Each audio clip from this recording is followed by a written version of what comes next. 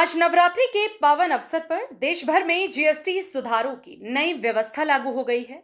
इसी क्रम में उत्तर प्रदेश के मुख्यमंत्री योगी आदित्यनाथ गोरखपुर पहुंचे, जहां उन्होंने स्थानीय व्यापारियों और दुकानदारों से मुलाकात कर उनके विचार सुने और जीएसटी सुधारों को लेकर संवाद किया। मुख्यमंत्री योगी ने कहा कि प्रधानमंत्री नरेंद्र मोदी के नेतृत्व में देश ने कर सुधार के क्षेत्र में एक ऐतिहासिक कदम उठाया है। 56वीं जीएसटी काउंसिल की बैठक में लिए गए फैसले आज से लागू हो चुके हैं। इन सुधारों के तहत आम जनता को बड़ी राहत मिलने वाली है। रोजमर्रा के इस्तेमाल की चीजों पर कर में भारी कमी की गई है। जीवन रक्षक दवाओं से जीएसटी पूरी तरह से हटा दी गई है। वहीं दूसरी दवाओं और किसानों से जुड़ी सामग्रियों पर जीएसटी दर को घटाकर 5% कर दिया गया।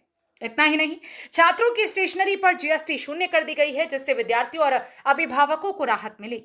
गोरखपुर में दुकानदारों से संवाद के दौरान मुख्यमंत्री योगी आदित्यनाथ ने कहा कि जीएसटी सुधार केवल कर व्यवस्था का बदलाव नहीं है, बल्कि ये आम नागरिक के जीवन स्तर को ऊंचा उठाने और अर्थव्यवस्था को नई गति देने का साधन है। जब उपभोग बढ़ेगा तो उत्पादन बढ़ेगा और उससे रोजगार के नए अवसर पैदा होंगे। व्यापारियों ने भी मुख्यमंत्री योगी से बातचीत के दौरान अपनी संतुष्टि जाहिर की और कहा कि इस सुधार से व्यापार आसान होगा और पारदर्शिता बढ़ेगी।